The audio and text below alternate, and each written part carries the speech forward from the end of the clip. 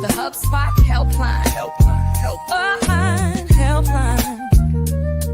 Helpline. It's Rob, it's George, it's Casey, and Kyle.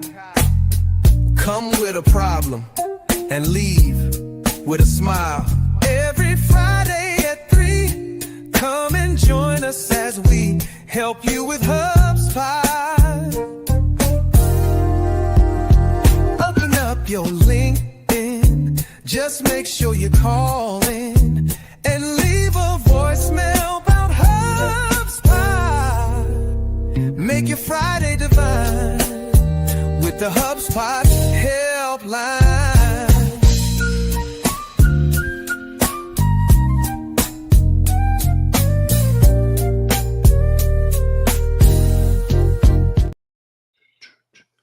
That song never gets old somehow. Yeah. It's always a good way to start off. What's up? We are the HubSpot Helpline crew. I'm joined by a bunch of inbound correspondents and people that are probably still as tired as I am, even a week later. We've got Chris Carolyn. His middle name is not Moss, as I joke with him all the time. But he is Mr. Value First, Mr. Profoundly 4000. We have Casey Hawkins, who just got back from her first ever inbound and gave me a bracelet, which, by the way, I have that right here. Mayor of Inbound. I kept it. Nice.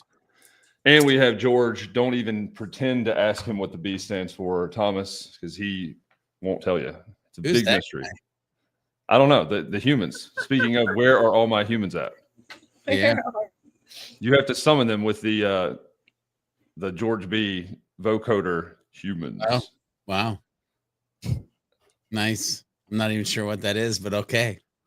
Yeah, you'll know. You'll do it in the show sometime. I need to work on my intros because they're too long-winded, and eventually I think people just forget what we're even doing here. So I will recap. We are helping humans with HubSpot, and we just got back from San Francisco I was there for 6 days, and then I spent 3 days recovering from weird jet lag and having my voice gone for the majority of the conference. Oof. And then had a bunch of work to do. How has your time back been, Chris? It's been good. A lot of updates to get through, and thankful for Casey's assistance in doing that. Had some good sessions this week. Got through all 200 updates said out loud live on LinkedIn. And we're actually doing something after the live content too. We've already got one blog article up recapping all the updates, and we've got big plans for a HubSpot updates, kind of strategic meaning area on the Profoundly blog. So that's been one since inbound, that's been the common thread for me as I talk to people. How do we understand what the updates mean? How do we know which ones are best for our business? Who can help us figure this out? So yeah, that's part of what we're doing here. But you've been doing that all day, so I assume you don't want to keep talking about it. But I thought there were 228, right at 230, over 200, because I saw you made it through 130 and then did another 100. Either way, it's a crap load. It's a lot. It's a lot. We got to 196 today. Yeah. How do you? So it's not going to be 196 blogs, but how do you distill all that down into what people can actually use? You can. Could be. Stay tuned. Oh, okay. Oh, wait, Rob, there's more. But wait, there is definitely more. Yeah, thanks. Shout out. It takes a village. It takes a village, Rob, and I believe we have gathered that village. Wow. At Profoundly, and so I know there's a lot of, the mission with Profoundly is hey, we got all these individual experts everywhere showing up. Imagine if we put them in one place and made it easy for people to find the exact help that they need. This comes from a very specific request, feedback from somebody who really enjoyed the Profoundly experience earlier this week. And the one challenge that they mentioned was, there's a lot of updates. Yeah. I wonder if you guys could make it easy for us to understand which of the pros could help us with which updates. To which I happily reminded the team that could be what me and Casey are up to, like already. But yeah, I think if we just create the space, and obviously all the AI tools, not to just throw up verbatim, product update situations, but to add a little bit of meaning and create the space for any HubSpot experts to come in and comment and like share their piece about each update, I think could be is going to be really powerful. So yeah, and you are doing the work of the people. I view all of the update notes and all of that very much like the Apple terms and conditions. It's like nobody really wants to go through and read all of that and then condense it and translate it into what it means for you. So shout out. What is aside from the approach to raise a village of people to be able to do that, how do you condense that into something that is actionable? Not a blog, because I view it very much as several different updates as an aggregate impact, something that people need, right? They're one or two things away from being able to do this business function, and now they might have it. So with that volume, I mean, you do what, 20, it's usually 20, 25 a week, and now you have 200 dumped at one time. Does that take the full week? I mean, is that literally what you've been doing the entire week, is trying to distill that down into like how to make sense of it? So we did 3 hours on Tuesday to do the first 102. We did an hour and a half today to do the next 100. In between there, got some help from Claude to take that 3-hour transcript and turn it into a foundational recap that we published one just to get all the updates listed, right? There's some other articles already drafted to like contextualize everything, put the Breeze updates together, put the Data Hub updates together. And I think this is how I tie it into helping people, like the Loop marketing playbook, right? Should probably spend some time on that today. Like, I think the major shift is that we are not any longer in a place where everything needs to be consumable without the engagement. Like, instead of conversion without us, it's going to be conversion with us.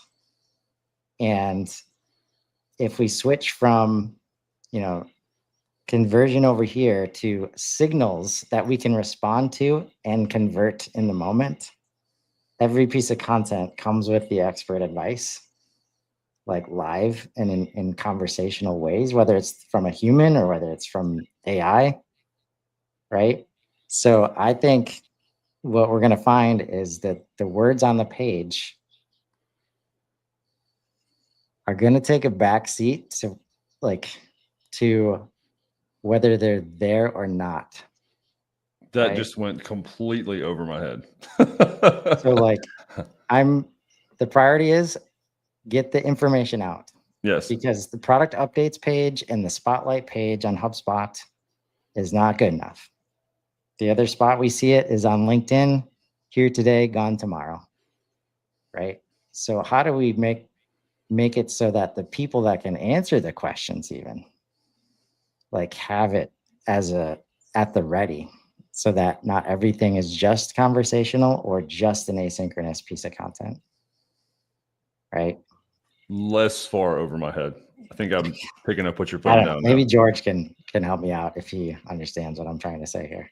Well, my brain went in a completely different direction, if I'm honest with you, right? Because you went from the perspective of like what you need to do to enable others to be able to then enable others. Because you're at this like 3-layer thing of like, we've got these pros and we need to enable them to be able to enable the people that they're helping, because our business model is helping humans with HubSpot. My brain went to when you asked that question, Rob, of one update at a time followed by one action. See, here's the problem that we find ourselves in right now. 200 is too many. It just is. For mere mortal humans, you see all the updates, and what does it mean to you? Not jack liggity splot. You don't know what action to take, where to go, what to do.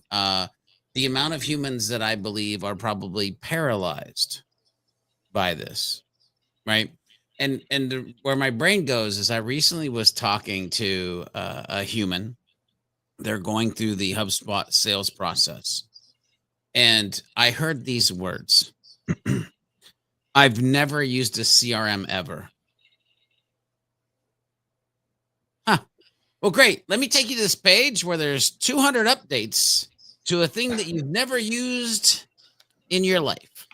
Let me take you to another place where there's some articles on some changes to a thing that never like if I was new in the ecosystem, or even if I wasn't new in the ecosystem, I would figure out what is my major pain point, maybe my 3 major pain points.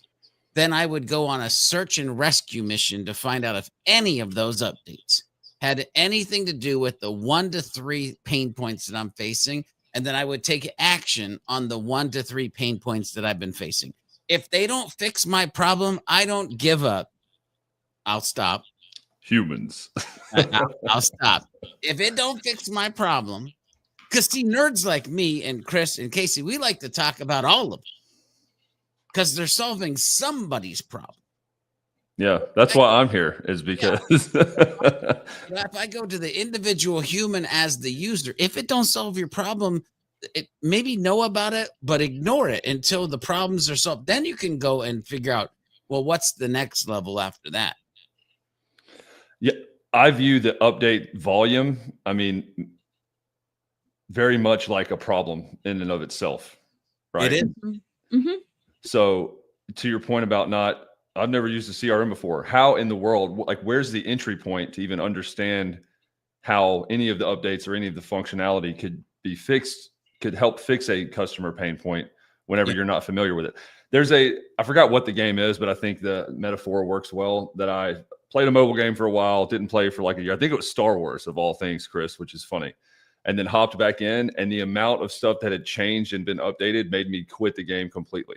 Right. Yeah, very much like that. I looked at it, I was completely overwhelmed, forgot why I even came back in the first place. And then there was no behavior change. It was actually created like reluctance and resistance. And that's the last thing we want when people are, maybe to George's point, exploring HubSpot as a replacement or exploring CRM for the first time, right? And now they have to contend with not only everything that's happened, for the past 3-4 years up until now, but their first experience is 200 new things that can help you. I also created a graphic right here to help me. I don't know if you can see that. But ton of updates. There's Chris, Profoundly Pros, and audience. So I think that's what George was saying. The three level, coach through, explain through. That was my understanding. Hopefully I got it pretty right, Chris. Yeah. Right. I mean, the space between the audience and the updates is important. Like, this world of product-led growth, and that people who don't know what they're doing can get value out of tools they've never, like complex tools they've never seen before. It's a myth. Mm-hmm. Right. And like, I'd rather us lean into it than, that's the importance of loop marketing, like playbook, in my opinion. It's built to be there with them, like not to like show up when they convert. Yeah. So can I say something? And again, I have to preface the words that are about to come out of my mouth. I love HubSpot. I love HubSpot updates. But can we just call something what it is? 200 updates. The spotlight, ladies and gentlemen, it's marketing. It's marketing. We're showing you that we're doing cool stuff. Now, Rob, you started to throw a couple R words out there when you were just speaking. And I had to ask myself, was he at my talk? Because during my session at Inbound, I talked about, is your marketing creating resistance, resentment, or rejection? And that's exactly what happened to you with the Star Wars game. Is so much had changed. You used, I think, the word like resentment or rejection or something along those lines. And so here's the thing. While 200 updates and a spotlight is good marketing, is it? Mm-hmm. I, I love HubSpot. I love see that I did the sandwich. I love HubSpot. I love updates. I love HubSpot. I love updates. But if you break down the mental capacity of humans in a 4-day period or even a 4-month period, Mhm. like there'll be people catching up before the next spotlight happens. I mean, Yeah. think about the number of times that you show someone. Think about the number of times that you've shown people how a workflow works. Like you have enrolled someone in a workflow to send an email, and they've been like, "Whoa, this is wild." Yeah. And that's why, like, and the number of updates I've read that I've thought, this is amazing, so few people are going to use this. It's insane. Is disappointing. It's maybe not disappointing isn't the right word, but Yeah. the tool is getting more advanced, but beyond the capacity of a mere mortal to advance that quickly. So, and again, this is not a gripe fest. We're supposed to be helping humans with HubSpot. What we're trying to help you with, Empathizing. yeah, we're with the- empathizing. And what I'm trying to get across here is like, you've got to break it down. And whether it's the way that I said of like, what are your top 3 pain points? Fine. Another way you might break this down is what are the things that we want to do that we've never been able to do, right? And I go to like the whole video editing, process in HubSpot. I go to the podcast process in HubSpot. Like, so there's you got to figure out like what road are you driving down, and now that you know what road that you're driving down, what signs, updates do you want to pay attention to as you're driving down that road? Otherwise, it's like there's no way to take action any other way. I have some clients that just are on Marketing Hub. Their sales team is in Salesforce, their customer success team somewhere else, whatever. And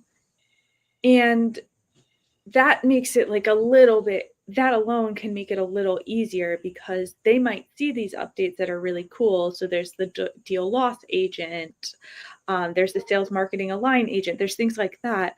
But if that data doesn't live in HubSpot for whatever reason, then like very cool updates. If you want to talk about moving your team into HubSpot, we can talk about that. But like that, there are so many conversations before we're talking about implementing these sales tools that you think are cool and that are cool. For me, it starts with, it starts with the problem, but it also starts a lot with the role. I grew up in marketing. I've leaned into sales enablement quite a bit, but customer success has never been an area I've played significantly in. So when we get help desk updates, I'm always like kind of catching up on what even the update is. So I think that's also a way to kind of filter. If you don't do work in help desk, you don't have to worry about the help desk updates first. Like the updates that are relevant to you are probably the ones you should like prioritize first. Chris is making a face because I'm guessing he's like, some of those updates are very cool, but well, here's where you sent my brain, and then this might be where you sent Chris's brain to a point. And what I want to talk about is the tipping point.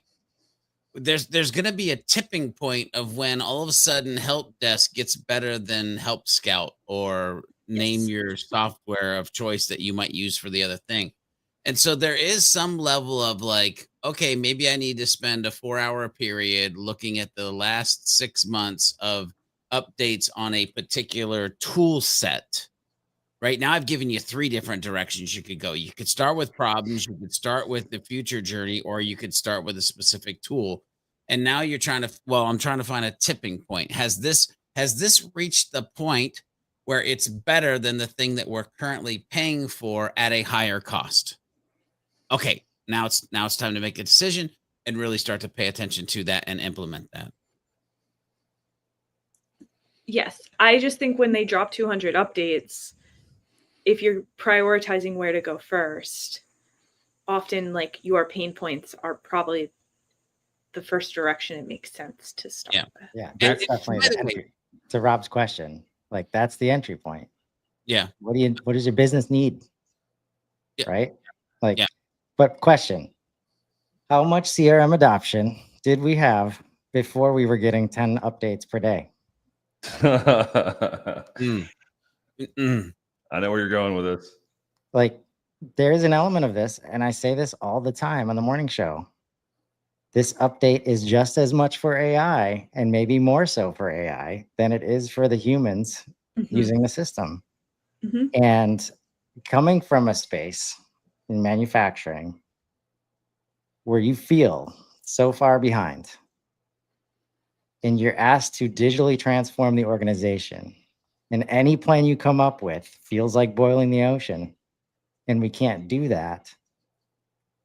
I've only with HubSpot have I seen it tried from the other extreme, which is let's see if we can, like, let's make it possible to even try to do all the things and then like scale back to see how to balance it instead of let's just start with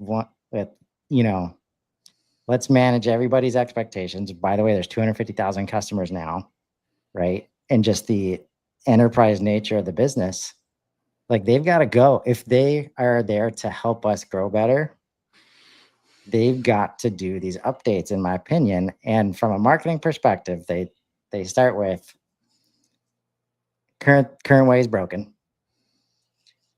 Here's loop marketing. By the way, 200 updates. So we're working on it, but we can't really decide what all the updates mean for you. Just know that we're moving forward in the way that we're asking you to. And that wasn't clear to me until I had a client call earlier this week where the beginning of the email is just book time with you so that we can figure out how we can implement the new loop playbook. Right there, I'm like, I'm probably not your guy because I'm focused on other stuff. Right. But then gives me all the business context and all the goals that they have. Right. And it's the same problems as everybody. We got to do more content. We got to do more video. Our data sucks. We're using too many systems. Yeah. Right. So what that was insightful there is the loop playbook gave that person a frame, like, and a goal, like to work towards instead of just get more out of HubSpot. Right. Yep. And that was very powerful for me because we get on the call. And this is the part where like everboarding and that concept is so important. And I hope that we got to find a way to get that to take off because we get on the call. The person who owned HubSpot just left. Yeah. Now we got an owner who I'm helping on the call because she asked, show me how to add a file like to HubSpot. Yeah. Right. So here's the thing, like, so do we need to know about every update? Or do we just need to know about some updates? Like, could some updates go through, and maybe there are, by the way, but could some updates go through and we not need to hear about them or talk about them? They're just magical things that appear and it works and it's amazing.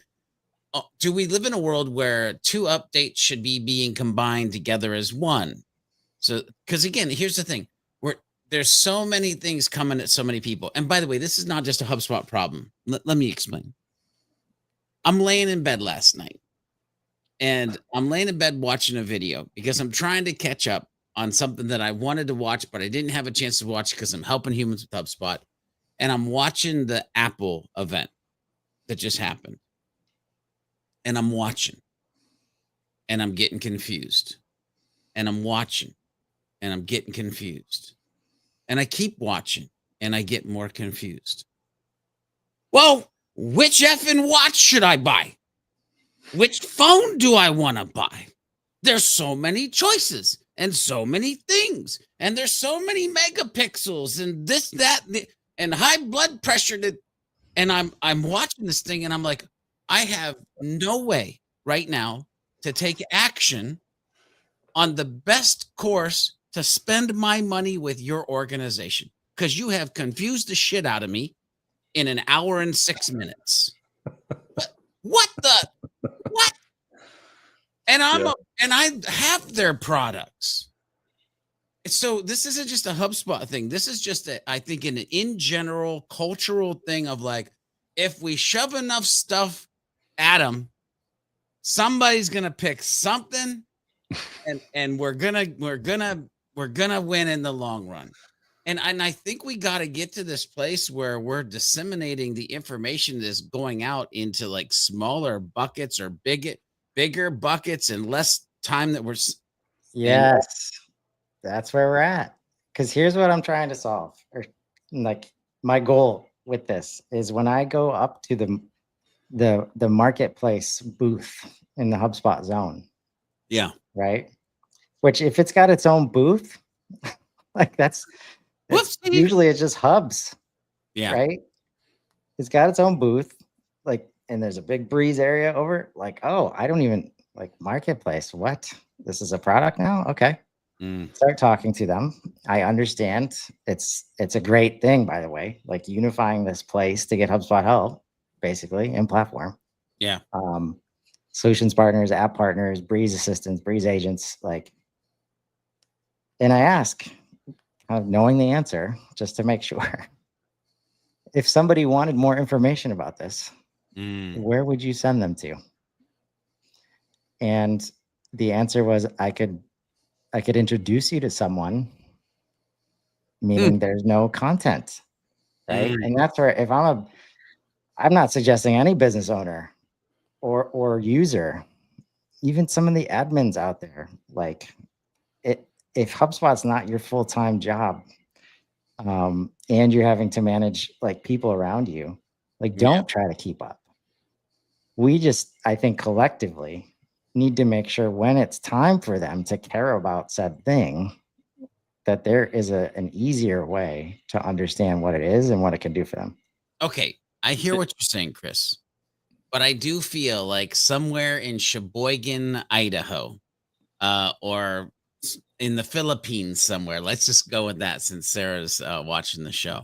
There is a marketer who is scared to flip to death. There's a sales VP that is scared to flip to death.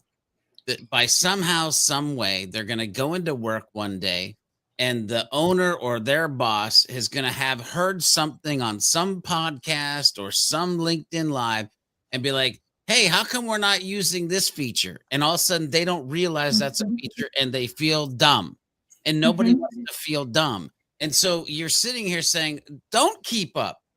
But the lizard brain is like, if I don't keep up, I'm going to look like a butthead in front of somebody at some point in time. They're going to catch me. They're going to realize I'm not as good as I am, or I think I am, or they think I am. Right. And so there's like psychological issues around the conversation that we're having today that I don't think many organizations are paying attention to.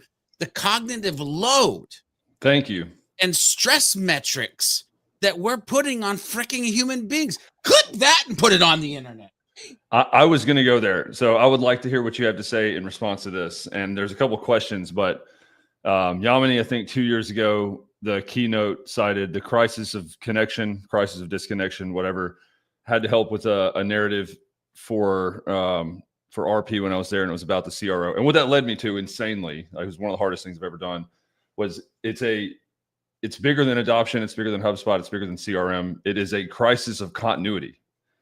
And so what people are experiencing, you can't just start with updates. You need like a routine and a framework for that. Are you going to do all 200? Not if you don't do one every day. And then you can do 2 every day and understand and make use of those. So there's very much a continuity type of issue that's happening that is destroying cognitive load. People cannot keep up with all of it because there's 200 updates here, and whatever percentage of their life that is, I'm sure there's 200 updates in other apps and iPhones. Like there are there is too much to keep up with. It's not possible for cognitive load. And that's what AI is supposed to help take off of our shoulders. So the things that I think would be most useful, George, how long have you lived where you live now? I've lived here for 11 years. Okay. Do you think you could close your eyes and walk out of that room and into your car without hitting anything, tripping, any of that? Potentially, but I'm historically bad at those kind of games. But I probably could. I know the amount of steps. I might have to feel like a little bit, but yes, probably. That is how people feel, and it's because it like artificial intelligence is great. People need environmental intelligence, which is like where they are in the flow of work or whatever it is they're doing. Something helps them at that moment in time, at that spot in time. And I am horrible at, I have 2 screens and 15 tabs open on each one. And so that not just cognitive load, but context switching back and forth. Yeah. God forbid, Casey, if you have to do it with 25 clients and have to remember, that is a really, really, really difficult burden to bear. And so it's bigger than just the update problem. Yeah. Like you need to start and you need to start training or having some routine for that and make sure, because memory is like very environment and context and mood and state dependent. So if I'm used to seeing George and his hoodie and background being the same every time, that creates an element of familiarity, of trust, of repetition, so that I then expect certain things. That is very environmental in nature. I wish people were talking more about that. So shout out George for the cognitive load thing. It triggered me. So can I just say, for anybody who does end up watching this or listening to this or whatever, I would beg you to ask yourself a question. And it's like my brain goes in two different, where in the world is Carmen Sandiego? But my question to you is like, do you even know where you're at in Hublandia? Or do you just wake up in the morning and just wander around all day until it's time to clock out and hope for the best, that maybe I got to the right object, maybe I got to the right record, maybe I got to the right property, maybe I took the right action, maybe I'm not sure, because Hublandia is a big ass place and I'm not sure if I got to the location and destination that I was supposed to, but maybe. Like, do you even know? Like, that's the thing. Yeah. Listen, Rob, I want to break something down that you said. You said 200 update if you did one a day, or if you did 2. Do you realize if you did one a day, it would be over a half a year? Like, Oh yeah. It's almost 3/4 of a year. I didn't do the math, but I know 200 is very close to 365. And if you minus out the weekends, it's even closer. Like, so what? And knowing that there's more updates coming every single day in between the spotlight of the updates, like, what? Yeah, I didn't say it was a good idea. I said, Yeah. No, I'm just saying, like, it's That's when why you have to give permission. You have to give yourself permission not to keep up. Yep. That is, I think that's going back all the way to what Chris was saying, is like, there needs to be, it can't just be asynchronous, like articles and the updates themselves. And it can't just be a dialogue, because there's a lack of interaction and a lack of context. One of my favorite Louis Anderson bits ever, by the way, and this is, I'm going to tie this in. He's talking about working out. And he was like, yeah, what'd you do yesterday? He's like, a sit up. Like, you didn't do one your first day, did you? Like, oh my gosh, you're going to.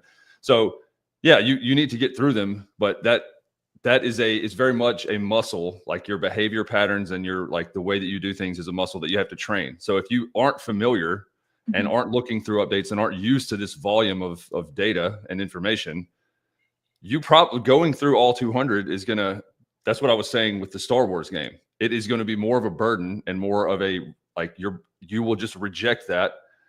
Condensing all that down into make sense and how you can then apply it is really difficult. And maybe, I mean, I'm not saying there are people out there that don't do that successfully, and they're probably a lot smarter than me, but contextually, if it's somebody that is new or just using Marketing Hub, or that is trying to get in this and find some centralized place that they can trust for information to help them, humans looking for help, right? I would not recommend going through all 200 today. To Chris's point, give yourself permission to not keep up, just because I think it would do more harm than good. And that is kind of why we're here. 200, they're all great. Maybe a marketing ploy, which was a good one. We think kind of we're all, like, split on that. Here are the 3 things you need to know right now Yeah. to George's point, that will help you, right? And I think the days where we can have that conversation without them, like, are over. Like, Mm. because of the speed at which everything is moving. Like, I had a great discussion with Clemen on value first communication. Like, one of the principles, respect the context and timing of the audience, which we have zero control over. Yeah. Right. And I know that all of us have heard feedback where people really, really want to watch our stuff or like consume some piece of content, and they just can't get to it. And they are the ICP. It's the exact messaging they would love, but they're not hitting their inbox that day. They're not showing up on LinkedIn that day. They're out sick, right? The boss is giving them a hard. There's so many reasons that are out of our control. Yeah. And a common challenge to what, like, people asking me, why does it make sense to do all this content? Like, there's no way somebody could consume it all. I know that there isn't anyway. I don't want them to. Thank you. But I can tell you what, in those calls, like, from a sales perspective, you're listening to this, that call I had on Tuesday, that was a buying call, not a sales call. Yeah. Because I already had complete trust and could pull from any piece of content to help answer every question that came up in that call. You said this yourself, though, and correct me, and I'm going to go somewhere that maybe Casey, Chris, and George can speak into. You said the email said, I want to know how to implement the loop framework. Like, I want to do, that's like an output or an end state. Not, I want to go through all 200 updates to figure out which ones are important to then be able, like, starting with that is really cool. It's really, really hard to do. Before, Super at Inbound came out with process boards, and Matt is a very, if you've ever talked to him, he's up here. Like, yeah.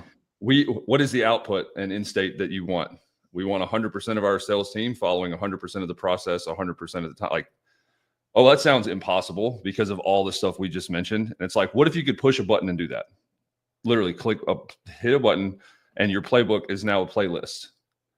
So until HubSpot has that, it's like loop marketing, like hit go, hit play, and then somebody's able to help talk through that whenever you run into knowledge gaps or need help explaining it. To me, that would have been a better way to position it. Of the 200 updates, what is now possible? You can now build, edit, design, and do all of your social media content within HubSpot, right? Not that is actual truth, but that would be something that's like, oh crap, okay, now what do I need to go figure out in order to do that, right? Yes. That to me is a better way to position it. Yeah. To answer your other question about, or maybe George took it in this direction about the boss and the FOMO and like feeling bad that you don't know, right? Being worried about that. The real answer to that, like, go to superhumanframework.com or valuefirst.site. And there's like cultural communication, all the things that get in the way of HubSpot that have nothing to do with HubSpot. And Justin Gracie shared a great, like, they did this survey of the skills that are important, like moving forward to 2030, and somehow still training, coaching, mentoring in the non-essential zone. Like, that's not a HubSpot problem, folks. That's not a Super problem. That's not any kind of tool or product problem, right? And that's where, like, this line of give yourself permission not to keep up.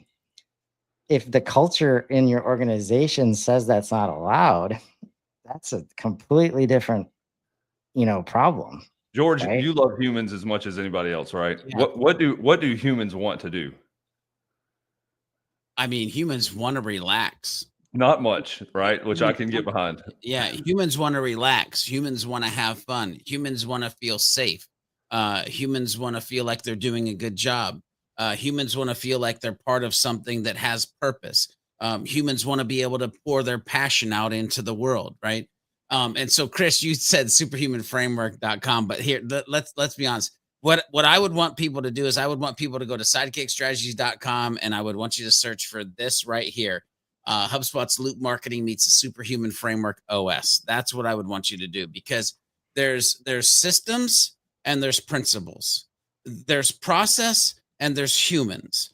And what we saw basically with this Loop Marketing, and here's a system that we're putting out to the world because we sell a software that works really well with the system that we're going to talk to you about. Yet there's this underlying thing, and this is why I talk about purpose, passion, cognitive load, people feeling guilty, because this is some real ish that's going on. Like, just go check out how these two things might work together in your organization potentially. And it gives you another level to think about. But I do want to circle back to something that is very interesting that Chris said, because I hope people didn't miss it. Because Chris, you just lickety split went right through it. You said it wasn't a buying call, or it wasn't a sales call. It was a buying call. The words that we use matter, right? And so here's one thing that's in my brain is like, these are updates. Yes. And that's fine. But Rob, you said something about social and like doing all the social, and my brain immediately went to pillar. Like there's this pillar, this outcome, this thing. And so is there a world in which we actually have to transform this thing of like, we do these daily updates and it's more of like, here's the daily outcomes. Like based on the change, here's what you should be thinking about today. Based on the changes, and so imagine getting like 7 updates, but instead of talking about each update, by the way, I am not saying change the show format. I am just waxing poetic here for a hot second. But imagine if there was a world where instead of talking about the 7 updates, you talk about the 2 or 3 major pillar outcomes that are changed due to the updates that are in your HubSpot portal today. Now, all of a sudden, that's easier to understand. That's easier to keep up with. Anyway, HubSpot, if you're listening, you got smart people. I don't know. It's more attractive too, right? Not necessarily from like a clickbait. Think about any YouTube video. I like the mise en place and like Master Chef, and a lot of those start or have a thumbnail that is the finished dish. Yep. Here, like we made this, and then you watch the video for 30 minutes to figure out what all went into that. Yeah. So just from a pure attractiveness, getting people to know, getting it in their sphere of like attention. If you said something like, you can now, well, what a good Chris one be. You can now have a CRM where you don't need a keyboard or a mouse at all. It's voice controlled. Here's what oh God. Okay. What do I need to do for that to happen? Yeah. And then I think that also creates or Chris more willingness for the struggle, right? Like, you're going to have to learn a bunch and like apply yourself and figure out how to do that. But if you don't have some sort of output, more in sales conversations, the resistance part or the rejection part is like, who cares? Can it do XYZ? Who cares? Is this an output I can expect yet? And oftentimes that's either not answered or requires more research. So leading with like the steps is difficult. Yeah. I think if Chris was going to do one, it would be like, here's how to ship orders without killing the humans in your organization and using email. Like that would be Chris's right there. That would be the completed dish. It's up there. But one of the things I feel like I'm always missing from our product updates. If George is changing the show, I'll change the show too. But like so often I get excited about these updates and then I use them and they don't work exactly like I expected, or they're just different than I expected. I'll use the deduplication one as an example because Chris and I kind of just talked about this. So HubSpot, one of the 200 updates was you can now create custom rules to deduplicate contacts and companies, I think, is the like specifications inside of HubSpot. I had a client that was like, amazing, we use a different tool. So excited. I said, here's the thing. It's like, if you're using another tool, the other tool has like fuzzy matching and some more sophisticated rules that the HubSpot tool doesn't have. But when you read the update, it says custom deduplication, set your own rules. Like it sounds like it's going to replace whatever tool you are using. And oftentimes it's not until you actually use it that you realize it's not, or it's different, or sometimes it's cooler. See, I'm using a bad example, but I'm gonna take another word phrase from George, because he's been inspiring me, and I wanted to go off on another rant, candidly, which is one of my favorite parts. We're not changing that about the show at all, ever. Words are important. Yeah. And I'll be that guy. They're not updates, they're changes. Changes are hard. Like, changes are scary. Some of them in the past, and I don't really know specifically of any of these updates that will be frowned upon, or like, that's actually a downgrade, right? But it is change, and that requires change management. Think about Highlights magazine, right? Like, what's different in this picture? That is hard for people to do. Yeah. Like, evaluating the differences between status quo, current state, and anything. Now multiply that by 200. So, like, give yourself permission, and the words do matter. Like, update is very much positive, like optimistic, but whether or not you view them that way, they are changes. Yeah. And that involves a lot of getting into the weeds. And yeah, since they both, this is my, how I'm going to turn it around and say, this is why we're not changing the format. Like, and maybe this is what I meant by like conversion with each other, right? Like, when I started doing content, Let's Builds, and started getting other people involved, and had great ideas. And I told people, like, you don't have to prep. Like, here's a portal. Like, here's a demo portal. If you want to build some stuff, that's cool. And every single one of them, like, they wanted to build some stuff. And they didn't get to it. We still had some great conversations that taught some people some stuff strategically. Yeah. And I think I said those words on my first session. Yes. And then it took us 6 months to get back onto a live. But like, it is so hard to create and help others with change management in a vacuum when they're not involved in the conversation. And all these tutorials, courses, all these things where they're not fully engaged until they're in the most painful of moments to go and learn about this thing. At this point, it's hard for us to be fully engaged when we're like kind of shooting in the dark saying, oh, this use case might make sense. Let me create some content around that so I can get to a meaningful outcome for somebody. Or, and this is where everybody, I think, underestimates the awareness factor. Like, when we're on a call with somebody and somebody asks, can I do this thing? Yeah. And we can say, I don't know, but this update just came out. Let's pull it up and see what's what and learn together whether or not it's going to work for you. It takes obviously vulnerability on both sides to not know like whether something is true or not, but just the awareness difference between knowing that the product update exists or not is the difference in that call sometimes to doing major integration, like, and spending lots of money to try and solve a problem, right? And that's ultimately the goal. Like, if we don't start with that knowledge of it existing in the first place, it's very hard to help in those moments. Yeah. So it's interesting, Chris, where my brain goes when you're talking about this. One, you sparked something that I used to say all the time is you don't have to be a know-it-all. You just need to know where to go to find it all. And we definitely live in a world where that, and so awareness is a little bit of that. The second thing you sparked in my brain is that, yes, I am a cheater, because I find myself more times now than ever going to my clone and asking, is this possible in HubSpot? And if it gives me a response, it's the thread that I pull to go find the knowledge article to back it up, or the product update to back it up, to then get it to the human faster. Because again, that's the thing, is everything now that we live in, it's about speed. And so we can learn together, but if we don't learn together fast enough, then am I doing a disservice for the human that I'm actually trying to help? Like, you know what I mean? So there's kind of this idea of like, how do you hack yourself in a way where you can get them to, at a rate of speed that they need it, to the place where they get the aha moment that they're then willing to extrapolate the rest of what they need to learn. Live in their house. Yeah.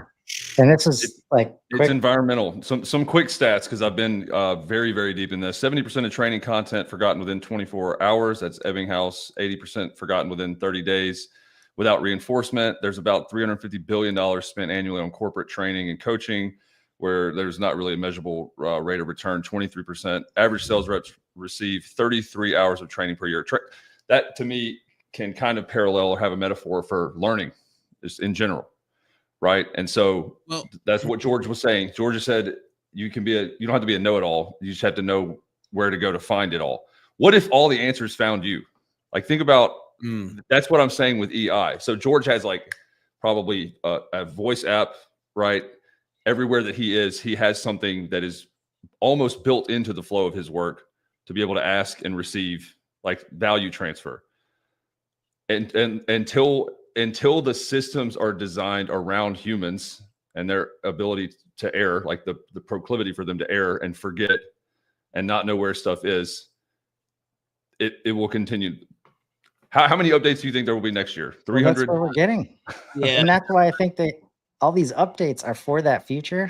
Because when you see recommended action and coachability coming from agents and all this automated autonomous help, like that's where we're at. And because so much of this is like process change is required. And again, like I think this story like should bring it together. Sitting with an owner yesterday, we're working on bringing a bunch of stuff, a bunch of process from QuickBooks into HubSpot. We haven't quite figured out how to effectively go from HubSpot to QuickBooks with the invoices because of the way everything is structured and the way that the standard out of the box sync works, right?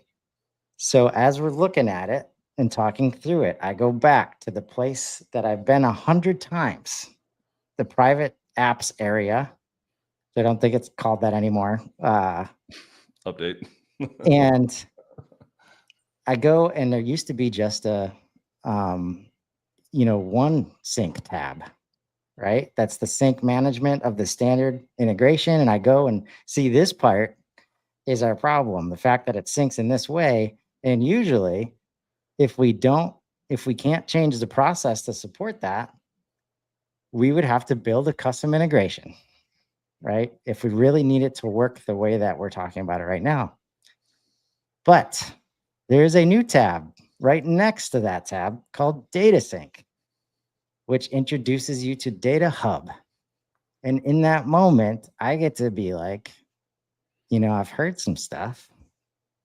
And maybe this is the answer. Instead of building off platform and other integrations and spending tons of money, right? Like that, most organizations are incentivized to just take it to the custom, build route. And there's two things happening. There's change inside the platform with the data sync, and there's process change. That's also another way to solve it, right?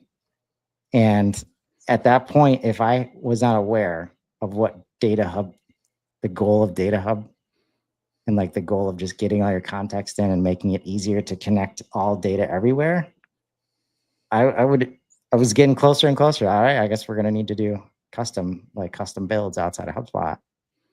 I don't think we'll be able to do that, or I don't think we'll have to do that anymore, right? So that's thanks to that update.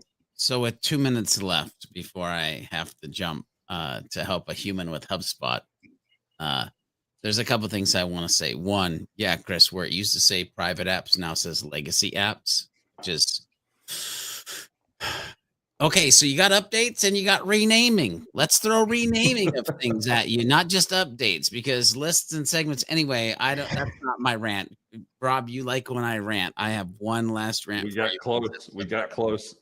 You started to throw out some stats. By the way, all hate mail goes to Chris or Casey just saying that they'll absorb anything that we'll handle it. Don't worry, George. We got you.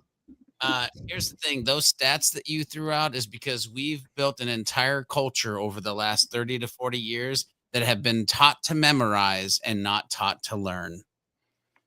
Everybody memorizes for tests and they don't learn for their livelihood. And ladies and gentlemen, if there's something that you change in the future of this world of AI and things flying so fast, is it please learn how to be a learner, because your life will be way better if you do. 100%. I think That's a where good place. George ends. We will see you all again, beautiful humans, next Friday at 2 Central. Stay awesome. Thanks for joining the helpline. Hello, you've reached the HubSpot Helpline. Helpline. It's Rob, it's George, it's Casey, and Kyle. Come with a problem and leave with a smile. Every Friday at 3, come and join us as we help you with HubSpot. Open up your LinkedIn, just make sure you call in and leave a voicemail about HubSpot. Make your Friday divine with the HubSpot Helpline.